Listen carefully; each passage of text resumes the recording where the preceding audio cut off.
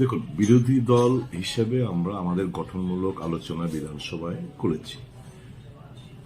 আমাদের দাবি ছিল, আমি যখন এই বেকারদের স্বার্থ সংশ্লিষ্ট ব্যাপার নিয়ে কথা বলছিলাম, আমরা দাবি করেছিলাম সরকারের কাছে যে এরকম বহু প্রার্থীরা রয়েছেন যে ২৫০০ তালিকা যদি বের করেন দেখবেন একটা বিরাট অংশের ছেলে মেয়েরা অলরেডি গ্রুপ সিতে চাকরি করছে। এরা তো স্বাভাবিকভাবে পরীক্ষাতে গ্রুপ ডিতেও পাবে।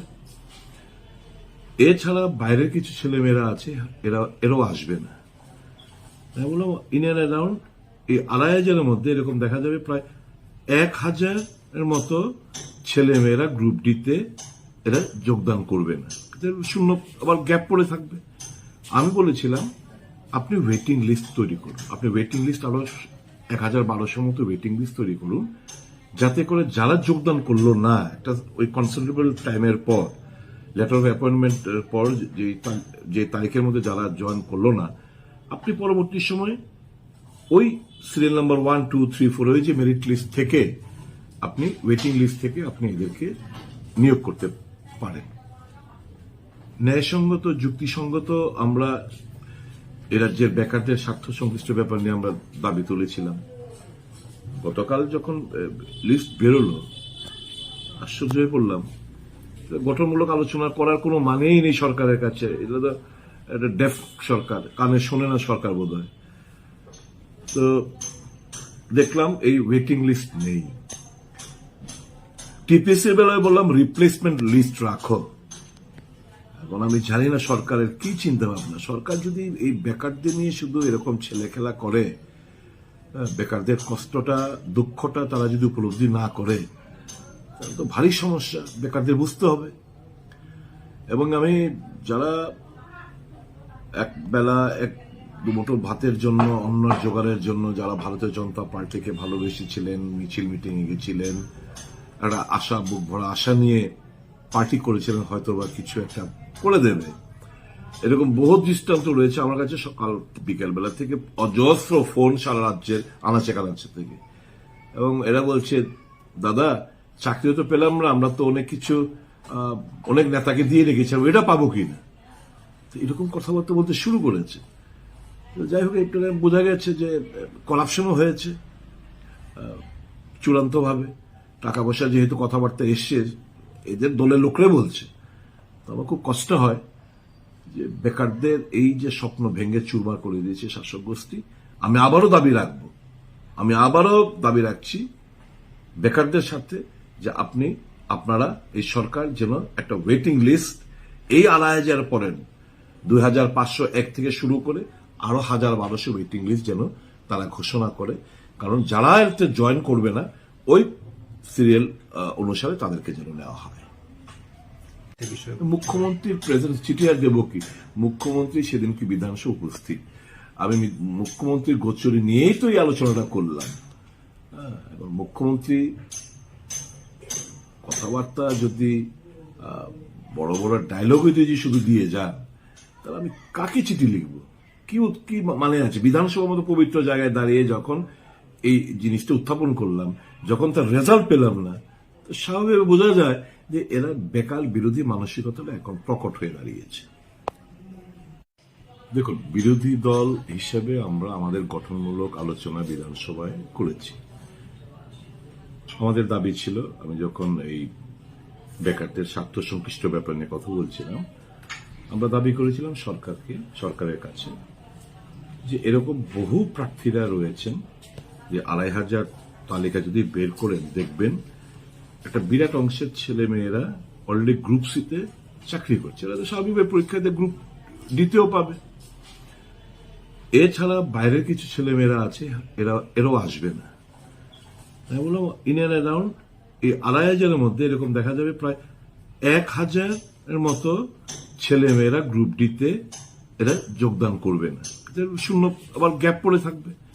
আমি বলেছিলাম আপনি ওয়েটিং লিস্ট তৈরি করুন, আপনি ওয়েটিং লিস্ট আরো ১,১২০০ মতো ওয়েটিং লিস্ট তৈরি করুন, যাতে করে যারা যোগদান করলো না একটা ওই কনসিডারেবল টাইমের পর, লেটার অফ অ্যাপয়েন্টমেন্টের পর যে তারিখের মধ্যে যারা জয়েন করলো না, আপনি পরবর্তী সময় ওই সিরিয়াল নাম্বার 1, 2, 3, 4 ওই যে মেরিট লিস্ট থেকে আপনি ওয়েটিং লিস্ট থেকে আপনি এদেরকে নিয়োগ করতে পারেন। ন্যায়সঙ্গত যুক্তিসঙ্গত আমরা এ রাজ্যের বেকারদের স্বার্থ সংশ্লিষ্ট ব্যাপার নিয়ে আমরা দাবি তুলেছিলাম। গতকাল যখন লিস্ট বেরোলো আশ্চর্য হয়ে পড়লাম। গঠনমূলক আলোচনা করার কোনো মানেই নেই সরকারের কাছে। এটা তো একটা ডেফ সরকার, কানে শোনে না সরকার বোধ হয়। তো দেখলাম এই ওয়েটিং লিস্ট নেই। টিপিএসসির বেলায় বললাম রিপ্লেসমেন্ট লিস্ট রাখো। এখন আমি জানি না সরকারের কি চিন্তা ভাবনা। সরকার যদি এই বেকারদের নিয়ে শুধু এরকম ছেলে খেলা করে, বেকারদের কষ্টটা দুঃখটা তারা যদি উপলব্ধি না করে, তাহলে তো ভারী সমস্যা, বেকারদের বুঝতে হবে। এবং আমি যারা এক বেলা এক দুমুঠো ভাতের জন্য, অন্যের জোগাড়ের জন্য যারা ভারতীয় জনতা পার্টিকে ভালোবেসেছিলেন, মিছিল মিটিংয়ে গেছিলেন, একটা আশা, বুক ভরা আশা নিয়ে পার্টি করেছিলেন, হয়তো বা কিছু একটা করে দেবে, এরকম বহু দৃষ্টান্ত রয়েছে আমার কাছে। সকাল বিকেল বেলা থেকে অজস্র ফোন সারা রাজ্যের আনাচে কানাচে থেকে, এবং এরা বলছে দাদা চাকরি তো পেলাম না, আমরা তো অনেক কিছু অনেক নেতাকে দিয়ে রেখেছিলাম, এটা পাবো কিনা। এরকম কথাবার্তা বলতে শুরু করেছে। যাই হোক, একটু বোঝা গেছে যে করাপশনও হয়েছে চূড়ান্তভাবে। টাকা পয়সা যেহেতু কথাবার্তা এসছে, এদের দলের লোকরা বলছে, তো আমার খুব কষ্ট হয় যে বেকারদের এই যে স্বপ্ন ভেঙে চুরমার করে দিয়েছে শাসক গোষ্ঠী। আমি আবারও দাবি রাখছি বেকারদের সাথে যে আপনারা এই সরকার যেন একটা ওয়েটিং লিস্ট এই ২,৫০০ পরেন ২,৫০১ থেকে শুরু করে আরো ১,১২০০ ওয়েটিং লিস্ট যেন তারা ঘোষণা করে। কারণ যারা এতে জয়েন করবে না, ওই সিরিয়াল অনুসারে তাদেরকে যেন নেওয়া হয়। মুখ্যমন্ত্রীর প্রেজেন্স চিঠি আর দেব কি? মুখ্যমন্ত্রী সেদিন কি বিধানসভা উপস্থিত? আমি মুখ্যমন্ত্রীর গোচরে নিয়েই তো এই আলোচনাটা করলাম। এবং মুখ্যমন্ত্রী কথাবার্তা যদি বড় বড় ডায়লগ যদি শুধু দিয়ে যান, তাহলে আমি কাকে চিঠি লিখবো? কি মানে আছে? বিধানসভার মতো পবিত্র জায়গায় দাঁড়িয়ে যখন এই জিনিসটা উত্থাপন করলাম, যখন তার রেজাল্ট পেলাম না, তো স্বাভাবিক বোঝা যায় যে এরা বেকার বিরোধী মানসিকতাটা এখন প্রকট হয়ে দাঁড়িয়েছে। দেখুন, বিরোধী দল হিসেবে আমরা আমাদের গঠনমূলক আলোচনা বিধানসভায় করেছি। আমাদের দাবি ছিল, আমি যখন এই বেকারদের স্বার্থ সংশ্লিষ্ট ব্যাপার নিয়ে কথা বলছিলাম, আমরা দাবি করেছিলাম সরকারের কাছে যে এরকম বহু প্রার্থীরা রয়েছেন যে ২,৫০০ তালিকা যদি বের করেন, দেখবেন একটা বিরাট অংশের ছেলে মেয়েরা অলরেডি গ্রুপ সিতে চাকরি করছে। এরা তো স্বাভাবিকভাবে পরীক্ষাতে গ্রুপ ডিতেও পাবে। এছাড়া বাইরের কিছু ছেলে মেয়েরা আছে, এরাও আসবে না। আমি বললাম ইন অ্যান্ড অ্যারাউন্ড এই ২,৫০০ মধ্যে এরকম দেখা যাবে প্রায় ১,০০০ মতো ছেলে মেয়েরা গ্রুপ ডিতে এরা যোগদান করবে না, শূন্য আবার গ্যাপ পড়ে থাকবে। আমি বলেছিলাম আপনি ওয়েটিং লিস্ট তৈরি করুন, আপনি ওয়েটিং লিস্ট আরো ১,১২০০ মতো ওয়েটিং লিস্ট তৈরি করুন, যাতে করে যারা যোগদান করলো না, একটা ওই কনসিডারেবল টাইমের পর, লেটার অফ অ্যাপয়েন্টমেন্টের পর যে তারিখের মধ্যে যারা জয়েন করলো না, আপনি পরবর্তী সময় ওই সিরিয়াল নাম্বার 1, 2, 3, 4 ওই যে মেরিট লিস্ট থেকে আপনি ওয়েটিং লিস্ট থেকে আপনি এদেরকে নিয়োগ করতে পারেন। ন্যায়সঙ্গত যুক্তিসঙ্গত আমরা এ রাজ্যের বেকারদের স্বার্থ সংশ্লিষ্ট ব্যাপার নিয়ে আমরা দাবি তুলেছিলাম। গতকাল যখন লিস্ট বেরোলো আশ্চর্য হয়ে পড়লাম। গঠনমূলক আলোচনা করার কোনো মানেই নেই সরকারের কাছে। এটা তো একটা ডেফ সরকার, কানে শোনে না সরকার বোধ হয়। তো দেখলাম এই ওয়েটিং লিস্ট নেই। টিপিএসসির বেলায় বললাম রিপ্লেসমেন্ট লিস্ট রাখো।